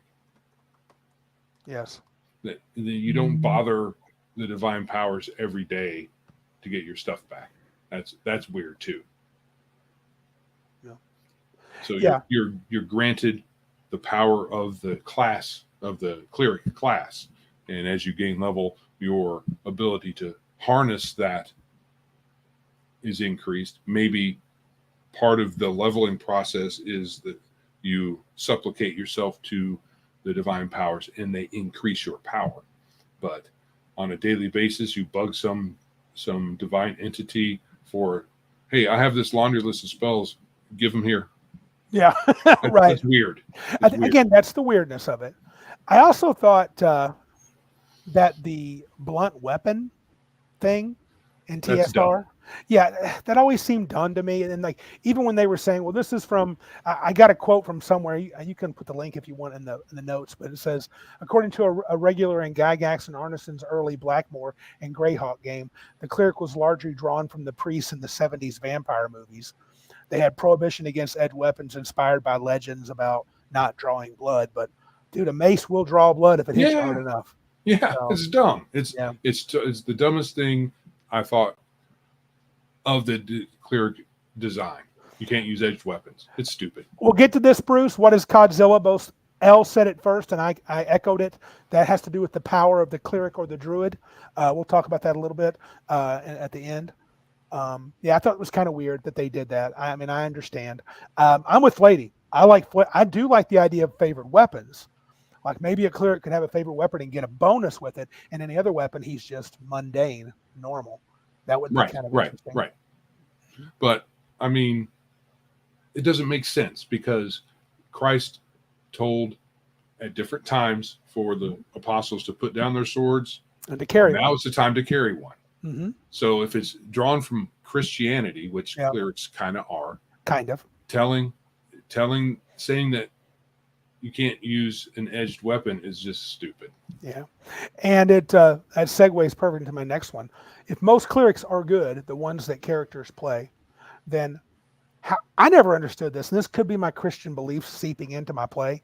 How can a good priest, and I don't want to get into a huge debate here, but it was weird, how they could turn away people in need, especially if they're fairly decent people. If they're not criminals, and even then, I mean, someone's hurt. I mean, it seems like you wouldn't turn them away. And I know the book had rules for, I know like DCC has rules. If you try to if you're a lawful cleric and you cast a cure spell on a chaotic character, you don't give them as much healing. I would think a good priest would have a hard time turning people away. Right. So if you're a good alignment, I can see you using some sort of justification. Let's say I can only do so much in a day. Yep. So if you're done casting spells that day, of course you're going to have to turn people away. But if you have spells, I mean, you could say, hey, I need these because we're going out to fight the bad dragon. Mm-hmm. And I know you got a broken leg. Maybe you can wait until I get back. Right. Exactly. Maybe you should have called me yesterday. Yeah. But so there could be the greater limited resource. Yep. Choosing when and where to use it. you might have to turn away some people sometimes. I wish I could find it was a Dragon Magazine article where they tried to make the claim. And back when I read it, I thought it makes sense, but I was so young, I can't remember. They were talking about how a cleric, even a cleric of 9th level, if he was healing everybody and raising everybody from the dead and using all his spells, he would have time for nothing else. It would be a constant barrage of just constantly healing the town. And because it's always. But it all depends on the personality of the individual. So True. That might be, okay, I won't have any time for anything else. I will be, when we're not in an adventure, I'm going to have a little first aid hut. And as long as I have spell slots available, I'm going to heal people. When I'm done, I'm done. And I'm doing this from sunup to sundown until we go adventuring. But once I'm adventuring, then I'm adventuring instead. Right, because there's a higher purpose. Mac kind of says that. He says, Mac Thompson says, good priests will try to help, convert, aid, minister, etc. They shouldn't turn anyone away. Use heal skill and stabilize till a divine healing can happen. That's when role play and skills come in. Yeah, I think you could say that. And Arnman says, even Mother Teresa sleeps at night. True. Yeah. And then this is where Godzilla comes in, Bruce. Clerics are just broken. That's the truth. Clerics and druids both. I won't say in every edition of the game. For the clerics druid, less so. I mean, druids less so. Druids less so, but the cleric, low level. The cleric has never. I mean, if you were truly a power gamer from level 1 to, if you're playing old school, you ought to play a cleric. You should just play a cleric. Yeah. You get to wear armor, weapons, magic. Cast spells, do the whole ball, turn undead. You get all the sweetness, man. Heavy mace shield, plate armor. And then cast spells. Yeah. And I looked up last week, I'd mentioned the whole face and avatar. I did some looking and researching. Listen to this. I'm going to give you 3 examples of some of these specialty priests. This is in 2nd edition. The Dwemer Keeper of Mistra could wear, so that's the goddess of magic in the realms, could wear cleric armor and use blunt weapons, free spell casting in dead and wild magic zones. Their spells were not affected. They got several magic user spells as they gain levels. They could airwalk at 15th. And their final big boost is choose 3 spells, period, to be totally immune to. Yeah. Well, Mistra was the goddess of magic, right? Yep. I mean, you can say flavor-wise it makes sense. Yeah. But I'm saying, wow, that's powerful. A Demark of Mask, who is a thief god in the realms. This is 2nd edition. They could wear cleric armor, but they were limited to the light stuff like an elf. So they mentioned leather, studded leather, and they could eventually get elven chain. They got thieves abilities, but they didn't get the 20-point kicker that was in 2nd edition. So they get the extra 20 points. And they had a variety of shadow powers. They seemed the weakest of the 3. And then I mentioned the 3rd one, the Stormlords. Those were the Talos priests that I always bring up. They got cleric armor, bludgeoning weapons, and javelins. They could turn undead. They were immune to extreme temperatures of natural temperatures, cold, hot. They're just immune to it. Immune to lightning of all sorts and electricity spells. Any spell that dealt direct natural damage, flame strike, call lightning, dealt double damage. So I was like, why would you not play? I mean, we had plenty of players in 2nd when we brought that in. They're like, why would I not play a specialty priest? And I would choose one of the few. Now, there were some specialty priests that sucked, but most of the ones that were good for adventuring were super good. Yeah, Darth. And he said cleric Stako was almost as good as a fighter, plus spells. Now, what's funny, and here's another weird thing. Back in the day, it was like pulling teeth to get people to play clerics, it seems like. At least in our neck of the woods, and people would talk about that. I wonder if those in the chat had issues with that back then. I think it's a universal thing. People always talk about that. And I think it is because a lot of times you're relegated to your action for the round to be a healer. Yeah. And people want to get in there and smite the enemy. The problem is clerics have limited amounts of spells. So it's kind of it's not a reasonable thing to expect that the cleric is going to heal you every round because they can't. They don't have the magic to do that. So a better right. Yep. They can't always heal. There's no way they can do that. I'm out of healing. How can you be out of healing? How dare you? Yeah. Seems that right. I said L says, I don't know if this is true. Dumb people thought a cleric was only allowed to heal no potions in older games. Heal, I mean, they were expected. People like, I need you to heal me. I need you to heal me. And in tough fights, it could get like that. Medic, medic, medic. They'd be yelling all the time. Yeah, it was funny. This is a good move. Joe's favorite. You want to Hirelings. survive? Hire a cleric hireling. Yeah, dude. You're hiring the best class, right? That's what you're doing. Right. So as far as an overall BA adventurer, they were awesome.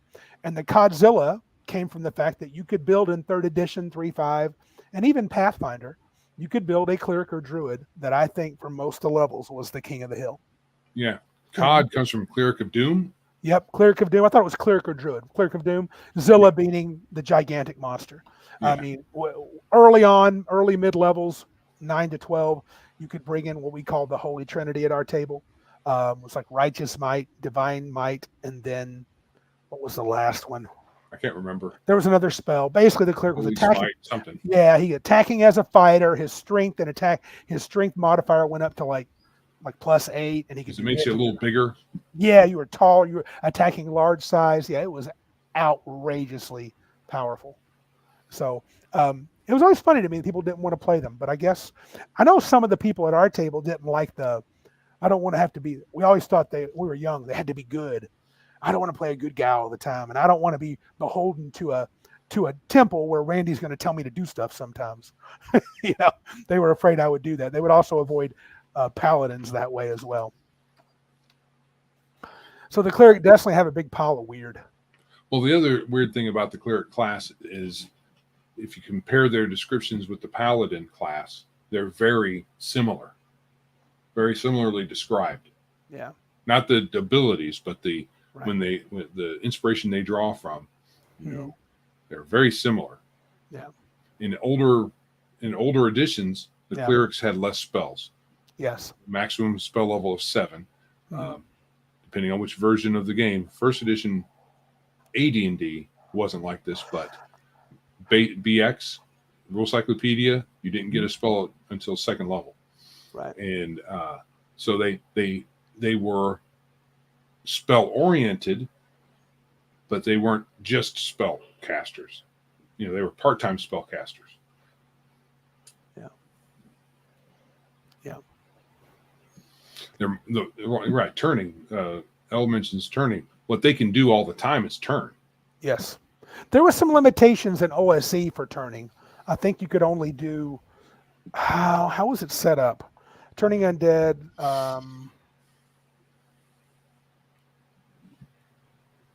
Maybe I'm thinking of something. I'm probably thinking of a different game. Too much running through my head right now. I'm not really sure. So, yeah. I think the limitation is per encounter. So once Yeah, you've it might have turned a particular body of undead, you can't turn them again. But you could do it But all you can day long. turn every encounter you can turn. Mhm. All right. Anything else about the cleric, or do you think we've hit the big parts of it? I think so. It is an odd class, and people don't like to play it because it's a support class. And Yeah. people would rather not be a support character; they'd rather be a primary character. Yeah, I've toyed with the idea in Mud Sword of letting the cleric go, making the paladin the Templar type character, and then letting the wizards cast healing spells. But that puts a strain on the wizard to now be support and the blaster and this. So who's to say?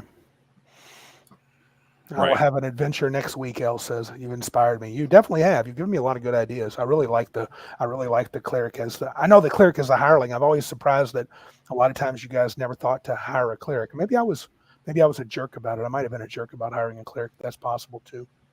So, all right. Anything from Big Geek Emporium as we transition to Random Geek Land? Anything we need I don't think so. We had last week. We had a new vendor, but that was Sweet. last week. I think one of the guys I know on Facebook who went to VentureCon, he posted something up there. Does the name Ivan sound familiar to you? Was he the one that did it? Perhaps. Perhaps. Mm-hmm. Yeah, I can't remember specifically, but yeah, that sounds just like it's. I knew a guy named Ivan that was at the first VentureCon when I was there, and I saw on his Facebook page he finished up something he said he put on Big Geek Emporium. He's a pretty good guy. Anyway, I'm starting to get working on my next module since Elle mentioned that. I need to get some play testers. I need to get my people back together, Martinson, Joe, and Larry Elliott, and the last group, and let them build some OSE sort of characters, more mud sorty. I've got a lot of ideas I want to implement into the game. The characters are changing rapidly just as I think about things. Mud sword essentials. Yeah, the mud sword essentials. That's what we might call it. So I feel like it's slowly coming together. We'll see how it turns out. Swords that are essentially mud. Yes, essentially muddy swords. Anything else, brother? Or you think we're about ready to start boogieing? I think we're good.